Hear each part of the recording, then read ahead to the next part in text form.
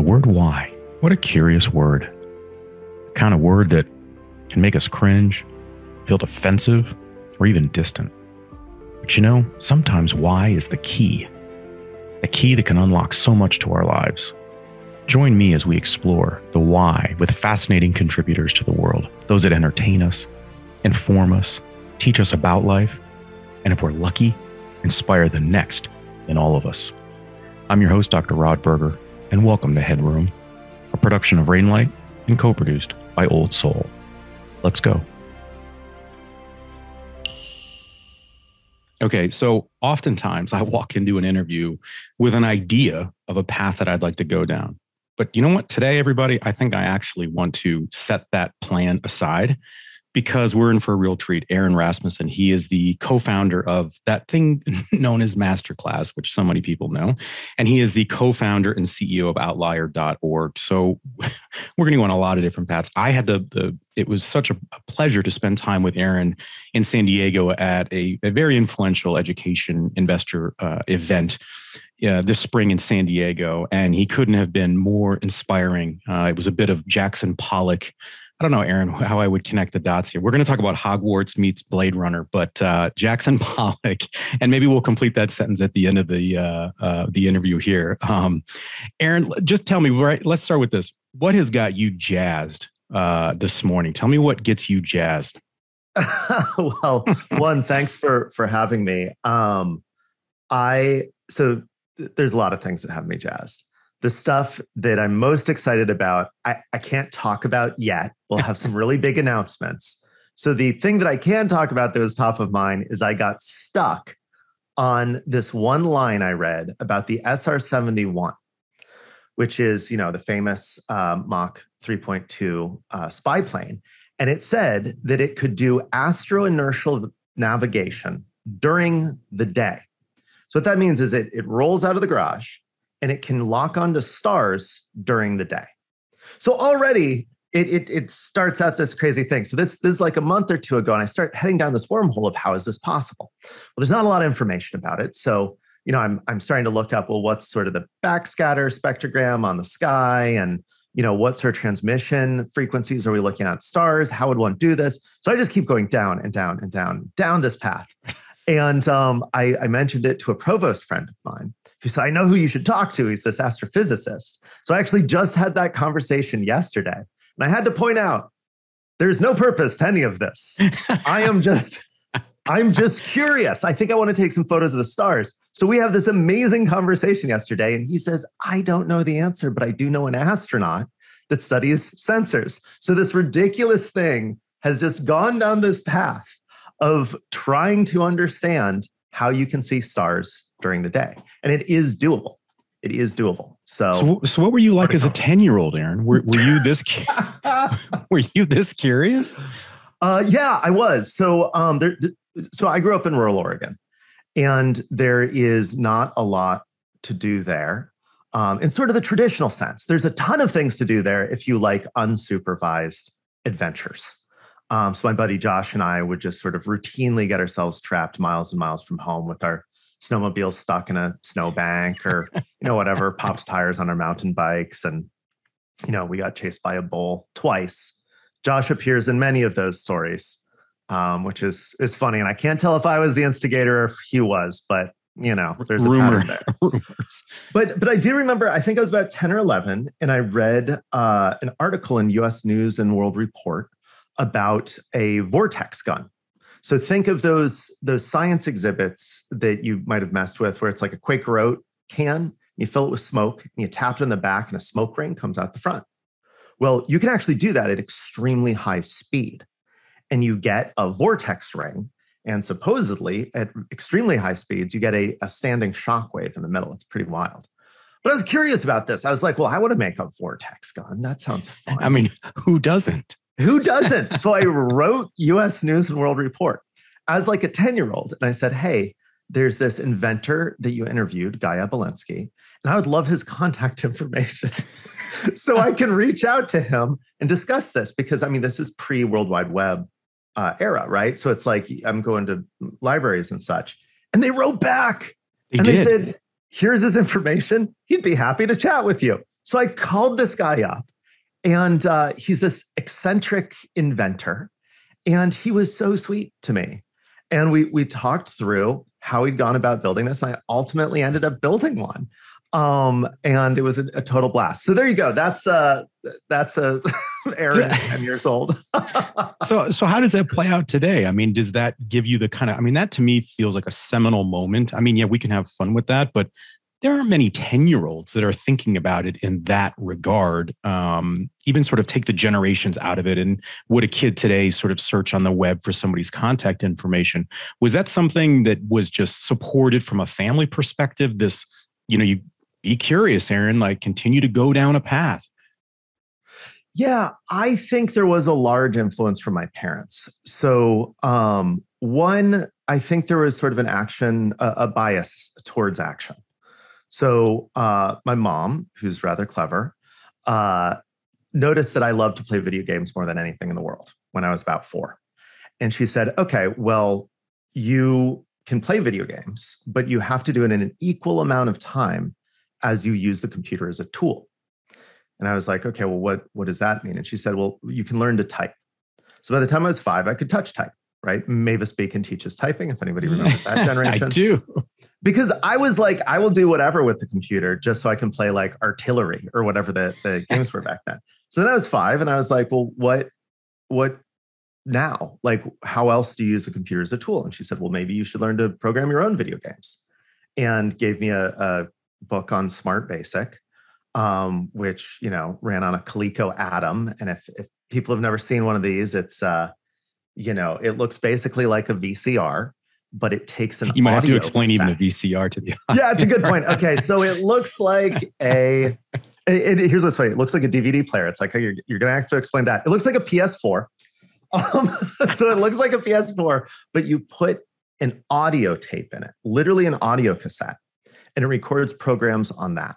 So I started to learn to program. So I think there was this sense that, like, if you enjoy something, to participate in it. Now, the second side of this is my dad was a middle school science teacher. So the questions that I asked as a kid generally had answers or trailheads as to where to go. For example, why is the sky blue? Well, it's refraction. The higher frequencies scatter and you can see the blue. Okay, well, why does that happen? Well, I don't know. Let's look it up in the encyclopedia.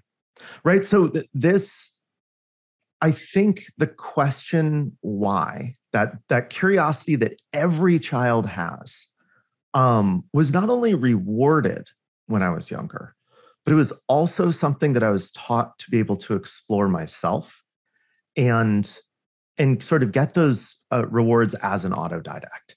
So I think by the time you're 10 and you're just like, can I get a stamp to send this letter to US News and World Report? And your parents are just kind of like, okay, like whatever this weird kid's doing, I think it was sort of this flywheel. And if there's one thing that I'd love to be able to pass on to everyone else in the world, is that flywheel, that curiosity having just intrinsic benefits and joy in it, right? Like it's on that hedonic scale. And then as you grow in your career, you find that curiosity ends up being incredibly valuable. What's more exhilarating for you? The pursuit of the answer or the answer itself? That's a good question. I think it depends on the category of question. So I am extremely applied when it comes to mathematics, for example. I don't get a lot of joy out of theoretical mathematics for the sake of the theory.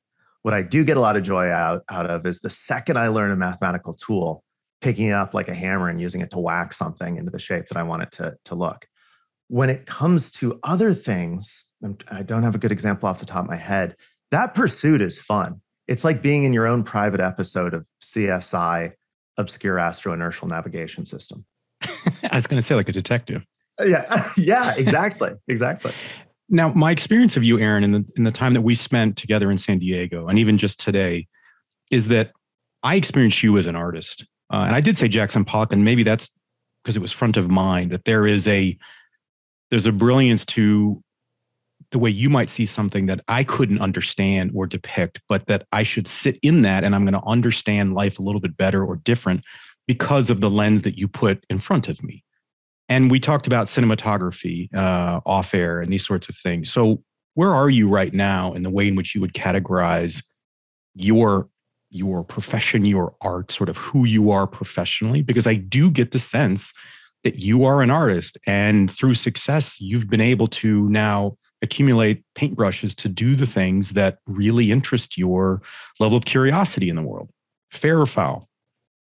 I think you're being too kind as far as me being special in this way. And I feel like other people have a lot of that sort of artistic sentiment and reflexively push it away.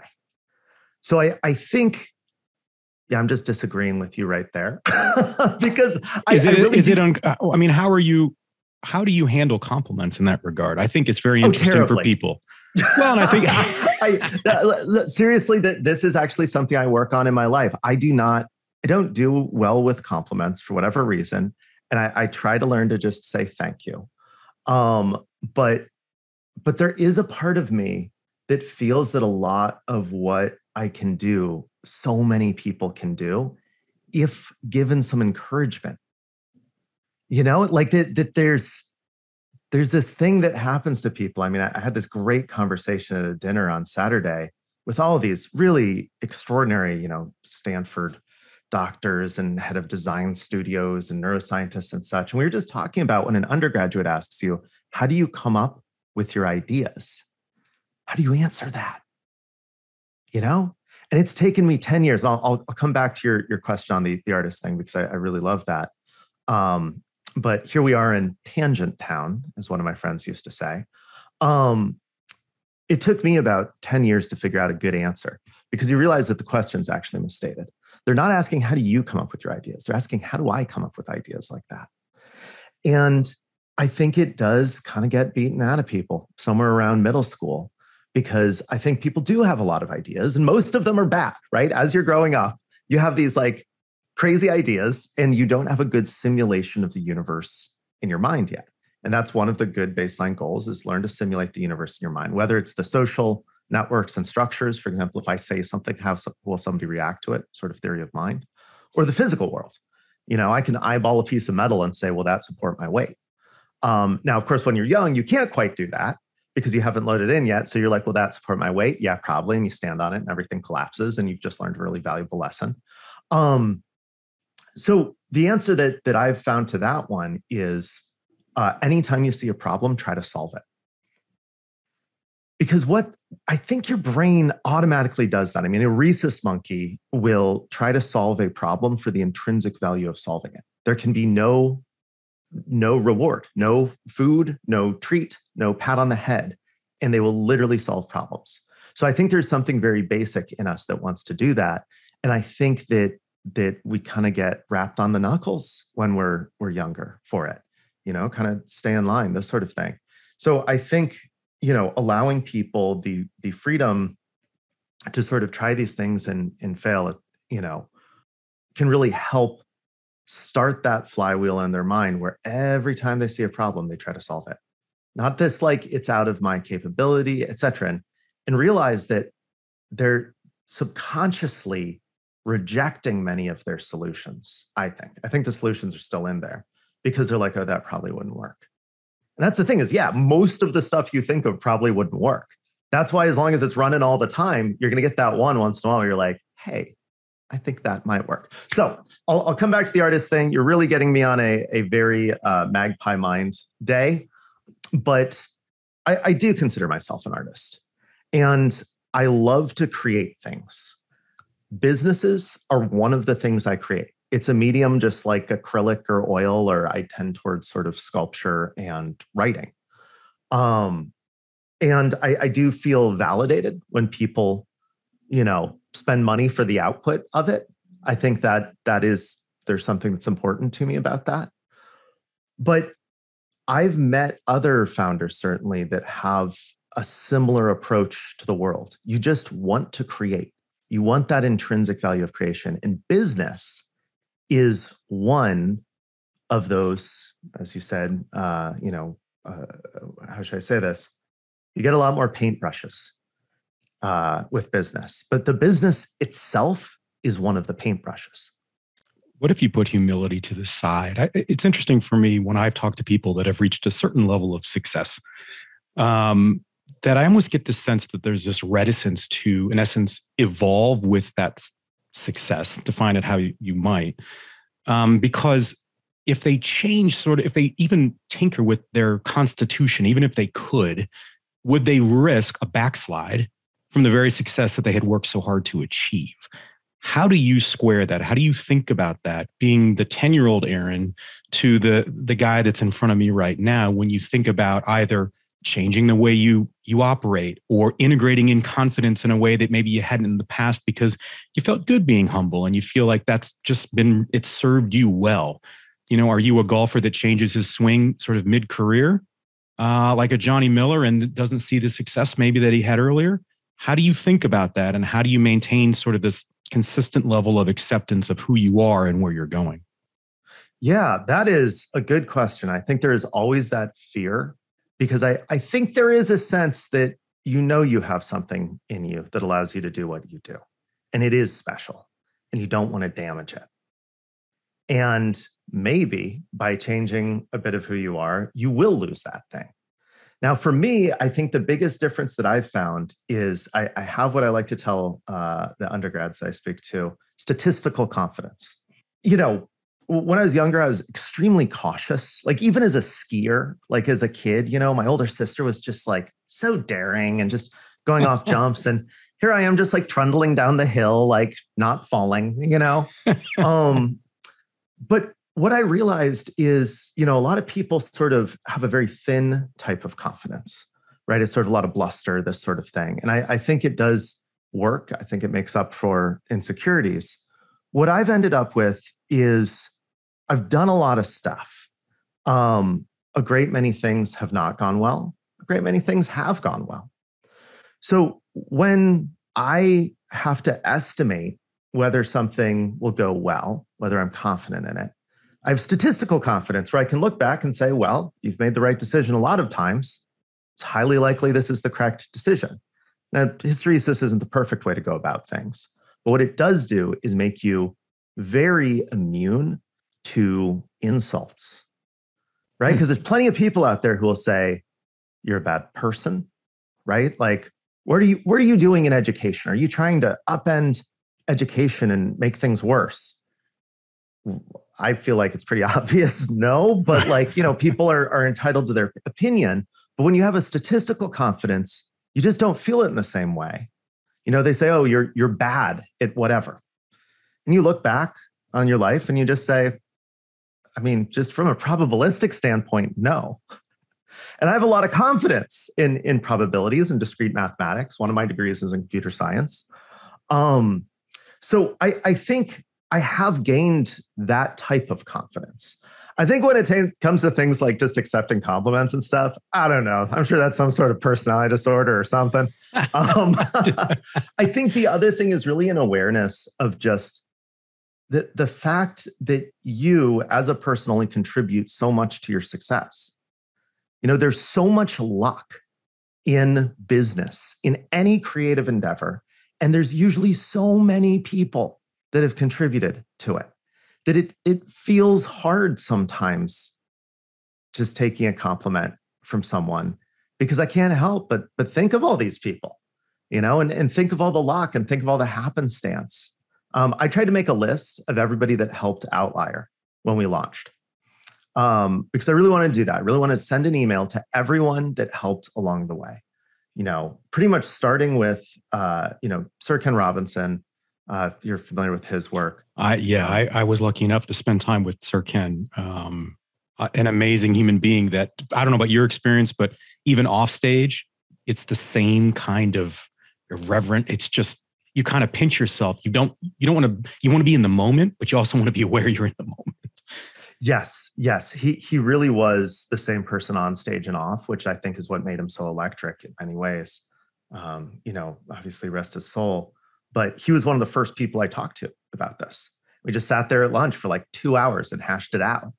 So I started making this list, and there were 400 names on it. 400 of people that these aren't people who are employed at Outlier. This is people who made an introduction, people who helped with advice, people who I went out and found people who had tried to do the things that I'd done or that I wanted to do with education and had failed at them, and asked them to relive all those horrendous moments and help me understand why. That's when we launched Outlier. Imagine the number of people that have helped us now. Anyways, this is part of what goes into, I think, why it's hard for me to just say thank you sometimes. But I think that says a lot. I mean, by not saying it, you're actually saying a lot. I think there's a lesson in there for entrepreneurs in sort of the coming generation to understand all the different pieces that come together to make something happen. How has your relationship to failure changed over the years? Oh, that's a good question. Failure is such an interesting buzzword in Silicon Valley. You've got this sort of fail fast, this sort of thing. I think over the years, and one of the best pieces of advice I got was from one of my mentors. He said, Aaron, I don't think I ever really figured out life till I was 35. And he goes, I don't know what that means, but it means something. And just keep that in mind. It was one of those things where sometimes in your 20s, some older person will give you advice that you can tell is like super important to them. And you're just like, that seemed useless to me. He was right. A lot of things start to fit together. And I want to say one of the things that did was that it's actually hard to say anything's a failure on a short time scale. Right? So if something happens that looks like a failure, you might realize a couple years later that led to a major success. So I very much let go of the roller coaster. Sometimes I like to say that sometimes things just are. I love that, like letting go of the roller coaster. I think that's a big challenge. Tell me about this. I've had a theory when it comes to starting businesses that it's a slippery slope for a lot of people. And if they don't have maybe the science teacher as a parent and another parent that encourages this sort of curiosity, right? Stumbling through life, but doing so in a joyful, detective manner, that when you make the comment, if you and I are at the bus stop with kids and I say, Aaron, I'm starting a business. It's really akin to me going on Facebook and telling everybody I'm going to lose weight and then having the masses hold me accountable. And I feel like the pressure to, especially for the upcoming generation, and we're going to pivot to education and talk about Outlier and what you've learned from MasterClass, but I do think it's really interesting when we think about it, because it's like returning a car at the airport. If you back up, you're going to pop the tires.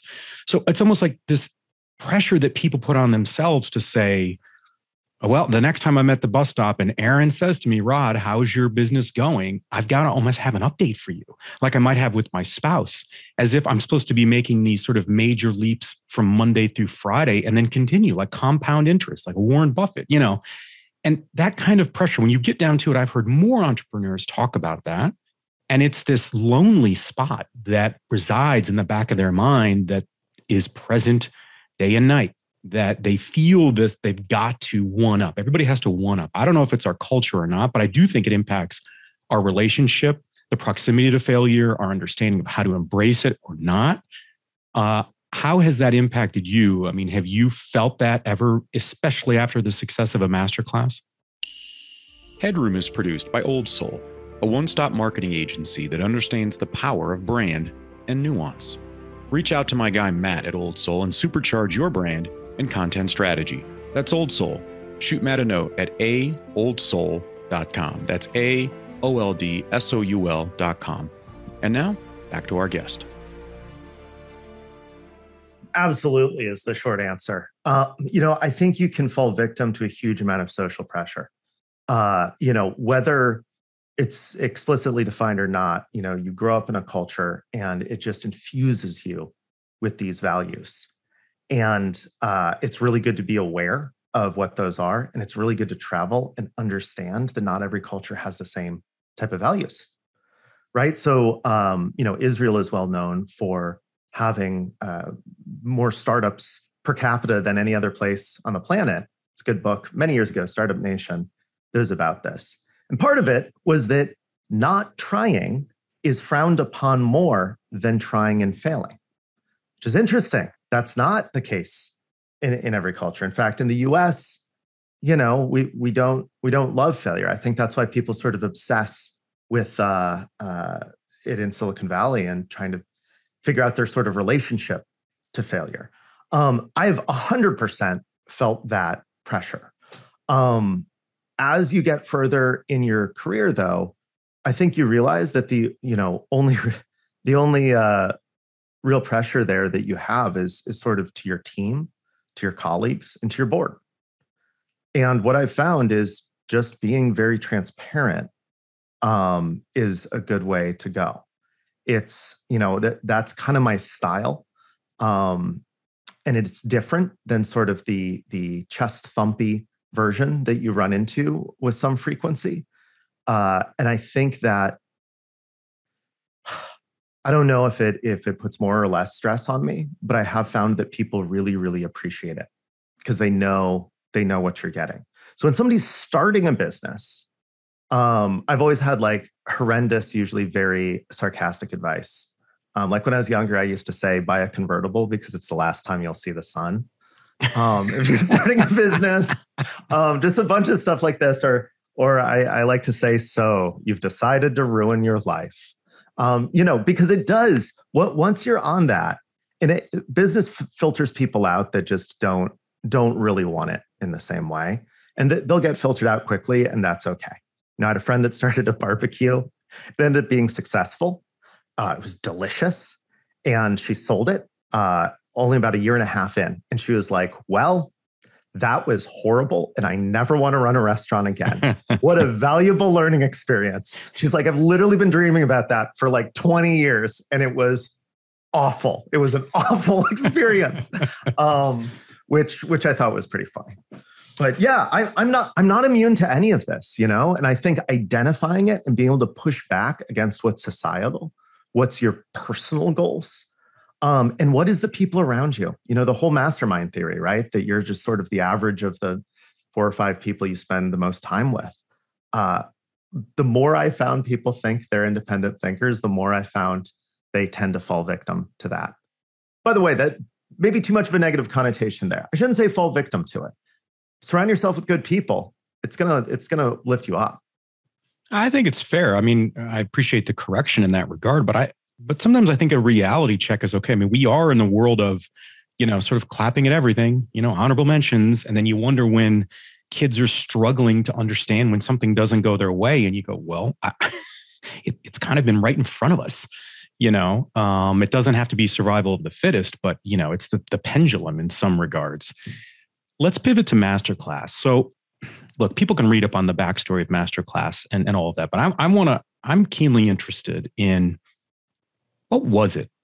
Because going with this notion of a curious soul that you are, it feels like there had to have been, it's like in a dark room when you see just a spot of light coming through, like a window isn't sealed correctly or a door or something like that. Was there a light that caught your eye and said, there's another level to this that maybe we hadn't thought about, that again scratched that curiosity itch for you that said, I may not know its outlier, and I may not be sitting down with Sir Ken yet, but I got to go figure this out. Tell me about that transition. And was there a seminal moment? Was there reflection from somebody who used MasterClass or one of the providers?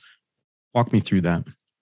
Yeah. So the short answer is no, it wasn't a transition between MasterClass and Outlier. I actually wasn't sure if I wanted to do another startup at all after MasterClass. And with MasterClass, that was definitely a personal curiosity thing. And we can talk more about that if you want as well. But basically, I spent quite a while getting MasterClass set up to be able to pass the torch. I realized that it was too overwhelming to be, running all of creative, literally directing, overseeing all of that, also doing product, as also the CTO. And then as the co-founder, you've got a lot of duties of just co-founder stuff. As you pointed out, it can be pretty tough to be at the top of an org. And that also means, raising funding and all of those other things.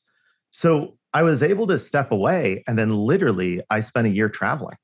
I went to 28 countries.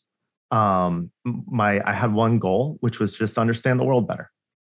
I feel very lucky for the success of MasterClass. Being able to choose what you do next has not been something that's been in my life. I grew up very low income in Eastern Oregon, and it's been just sort of grabbing opportunities where I can find them. And then for once, I could just say, so what do I want to do? What do I, Aaron Rasmussen, want to do? And I think it was really only during those travels that I finally understood, without the static of my culture, of being, an American, my immediate friend group, the industry I was in, all these pressures that you feel that I think can make decisions very difficult, are silent when you're traveling alone. Now, it takes a while, but I remember I was in Shanghai, and it was just one of those strange moments where I wanted to go down this alley. And it's not something I would ever do if I were traveling with someone, because there's a sense of risk to it, right? I don't know Shanghai perfectly. I'm not going to put somebody else in danger, but it just looked cool. I wanted to know what was down that alley, right? And I just sort of turned and went down there, and it ended up being just beautiful. It was sort of between sort of hutongs, which are these, kind of cement or stone walls. There's like clothing hanging. There's a guy flinging fish remains out of like a soup pot. Another guy smoking a cigarette and talking on a cell phone. And it's just beautiful. It's exactly what I was looking for. But it was one of the first times I did something just for me. No photos. Dude, that's the key. The just for me. Yeah. How does that make you think that when you reflect on that? Because how often do we, and just in general, do things for ourselves? If we just speak about the American culture in that regard, I mean, that to me is an incredibly important component. I think it is rare. And I think you spend so much time forcing that down that you can't even hear it when you're alone. Like, it took me a long time to cultivate what that is in me. I mean, imagine you're ordering food at a restaurant, right? Some people have a really hard time if somebody else orders the dish that they were going to order. Like, that's the weirdest thing, right? But it used to happen to me too, right? Somebody orders the fried chicken and waffles, right? Which, been through LA, like that's just delicious. Okay. Just objectively. Just a side note, a little recommendation from Aaron. Roscoe's chicken and waffles, little maple syrup, little hot we got sauce. A little hot chicken here in Nashville so we could compete. There you go. So if somebody else orders it, I could feel that thing in you where you're like, should I order it too? Is that weird? Usually people make a little joke. Oh, funny, I was going to get the same thing. Right. That is a perfect example of the gazillion times a day that we think through these things. That does not happen to me anymore. In fact, I spend a lot of time trying to make other people feel comfortable with their decisions. I have 3 friends that have the same backpack as me. And they were like, do you mind if I get the same backpack? And I was like, absolutely. It's the best one. They don't make it anymore. Sorry. It's a Belkin. It's going to ask. I know. It's just like this Belkin kind of side thing. It's not as fashionable now, but, so I go on this trip, and for once I can sort of feel what I want. Now, I grew up in a big family too. It's a very communal thing. There's nothing wrong with being influenced with the people around you. I think the social media thing is a whole other question, but I like that I'm going to think about where I go to dinner with my siblings, right? I'm not going to just choose where I want to go because I know, some have dietary restrictions, some really like things and not others. I like thinking about what other people want. But knowing what you want is something unusual. So I go out and I look for, what is the future of the world? Where is it? Is it in America? I don't know. Is it in India? Maybe. China? Maybe. East Africa? Eastern Europe? I've never been to these places. So it seemed like I should go figure it out before I embarked on another startup, if at all. I'm always threatening to just go and get my PhD somewhere, usually in either computational neuroscience or behavioral genetics. And then I talked to my PhD friends, and they're all just like, "Don't do that." You won't have to. You won't have to worry about me competing for one of those seats. I know it's not exactly. When it comes down to it, I'm very, very geeky. So I traveled just one-way ticket, and I had these incredible experiences.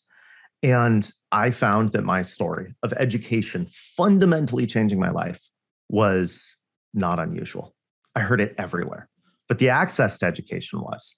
And that's actually ultimately led to the outlier idea. I think I had some internal resistance to going back into something in the education industry. I mean, I was like, building little AR glasses on my dinner table when I was back in San Francisco and ordering nematodes online to do some gene silencing experiments, just like the normal people stuff. That sounds like my Friday night. Yeah. So that's actually how outlier happens. When I came back, I thought, why don't we have a great 4-credit online solution?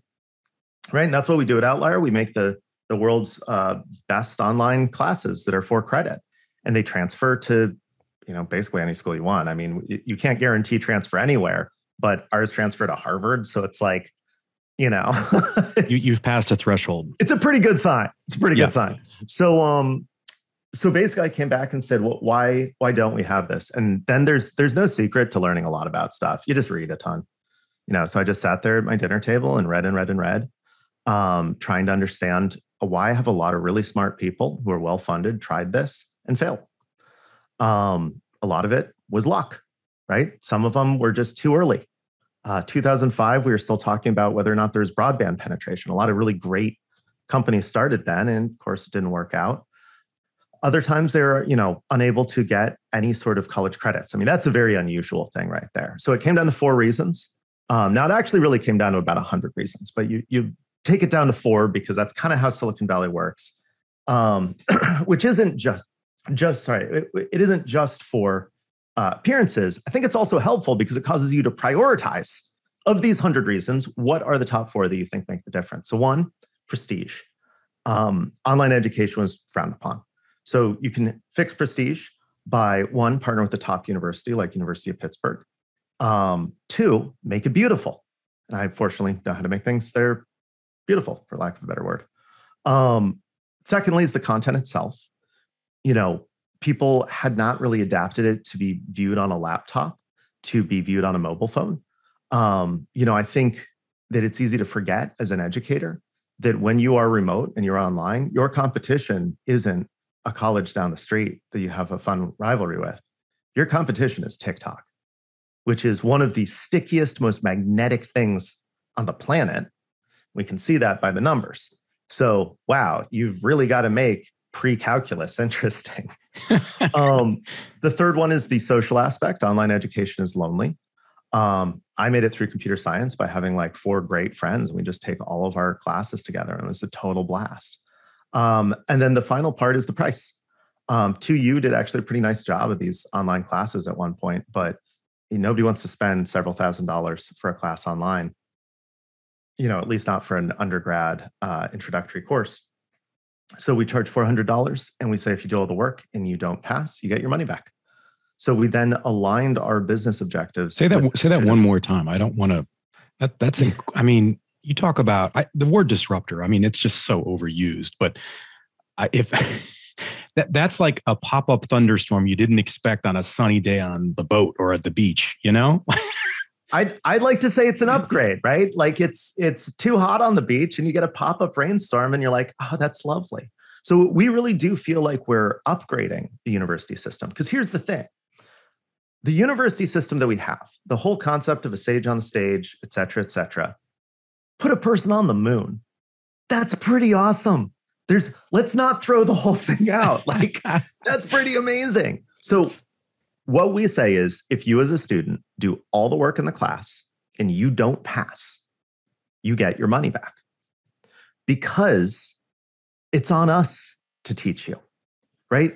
What our objective then is it becomes our objective is for you to learn, not for us to teach at you. And what that does is it causes an incentive for us to innovate. Now, of course, it makes our lives incredibly difficult, but I would not be doing this company, I think, if we weren't really trying to accomplish a major social mission here. How has it been received? Oh, people love it. People absolutely love it. Yeah. And it's funny because that specific philosophy, students will run across and comment on, which is pretty amazing. Now, the flip side is this is hard. I've got an incredibly talented team. We're funded. We spend a lot of time making really extraordinary courses. Now, the punchline to all of it. So when we launched ASU Global Freshman Academies, completion rates, and they're really the only place you could get proper college credits without having to enroll and all sorts of things. And I love what ASU is doing. They're very innovative. But unfortunately, like the day we launched, their completion rates were 2%, and 0.5% of their students were getting credit. They were coming through Global Freshman Academy. So that was the standard, you know? Wow. So we launched Outlier and we're like, wow, I hope all this work we did made a difference. And it does. We have completion and pass rates equivalent to in-person classes. That's the punchline. You make things really hard on yourself. You just obsessively focus on the student and what they need in this era. Somebody asked me that the other day. Do we need to does education just hit this apex right now? Do we just make these once and it's good for forever? And the answer is no. Education exists in the context of culture. When I was growing up, you know, if I could just get to a further library, which I asked my parents to bring me to, they had more books. I could just sit on the floor while they went grocery shopping and read what was ever in the stacks.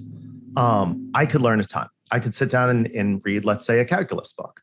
And, you know, if you gave yourself 3 months on that and you're very motivated, you could learn it. And from my era, it was amazing to just get your hands on the calculus book, right? Like even just getting an encyclopedia from the last 20 years that was more up to date was pretty amazing. Modern students expect a lot more from that. And that's okay. There's nothing wrong with expecting a lot more. They expect video. They expect it to be beautiful. They expect it to be well-structured.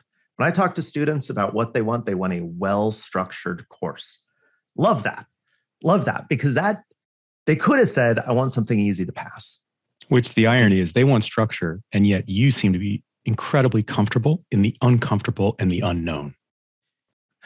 Well, maybe I can be the person out at the front of the ship making the maps, you know? I think I do love being amongst the unknown. I think there's an explorer gene in all of us. Well, all of us, we Homo sapiens sapiens. I think some of us get it stronger than others, especially if we had early explorations that went well. Right? I think a lot of stuff gets determined there. And I hear stories from people that, I mean, it literally could be as simple as, hey, what's over that hill? Well, if it's a hornet's nest, it's suddenly less exciting to go explore what's over a hill in the future.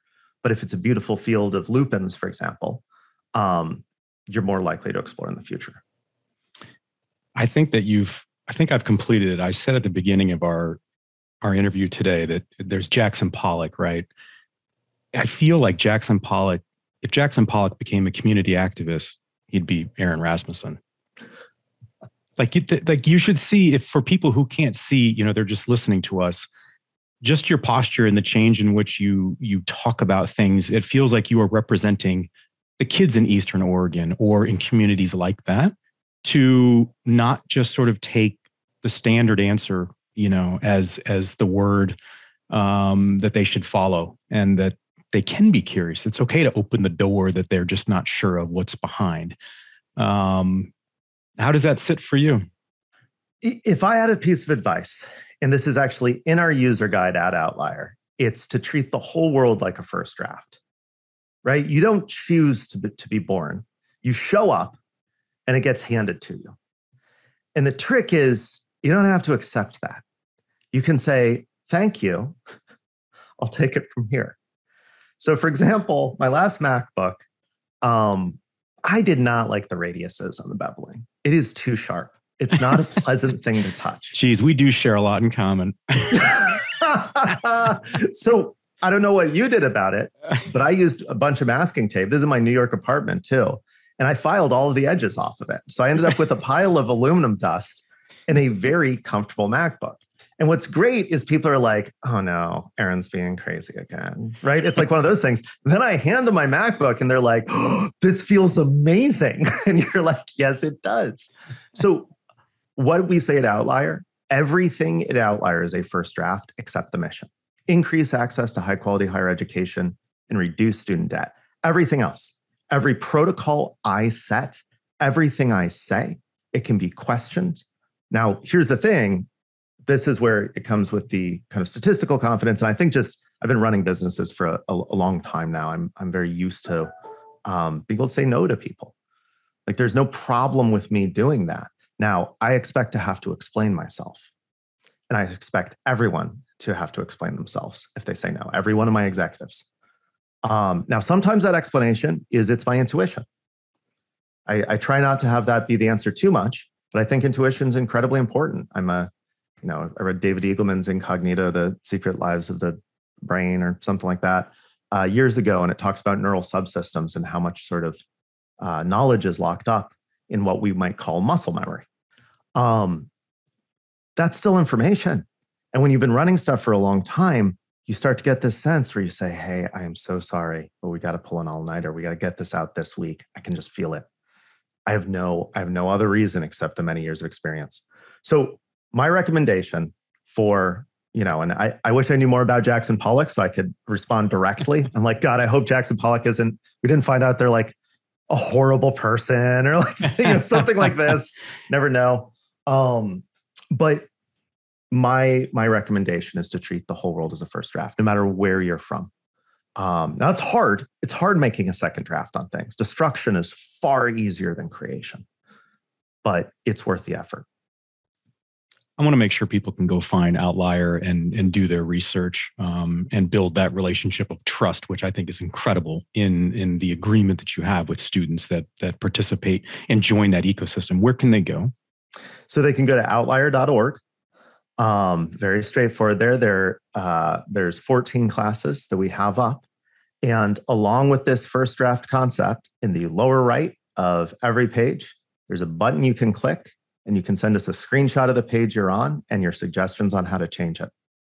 Because the students are part of what will improve Outlier. This is our first draft. Treat it like one. Incredible. We want to thank Aaron Rasmussen. Go to outlier.org. I know that I'm going to, so many interviews. I like I said, I hope that the path has been maybe not preconceived, but it's been thought out. And this has just been a wonderful journey where I didn't know where it was going to go, but I know that I'm the better for it. And I hope that you are too. I'm your host, Dr. Rod Berger. Thanks for taking the plunge into HeadRoom, where we uncover the why behind the what and who impacting our lives. HeadRoom is a production of Rainlight and co-produced by our friends at Old Soul. I'm your host, Dr. Rod Berger, and this is HeadRoom.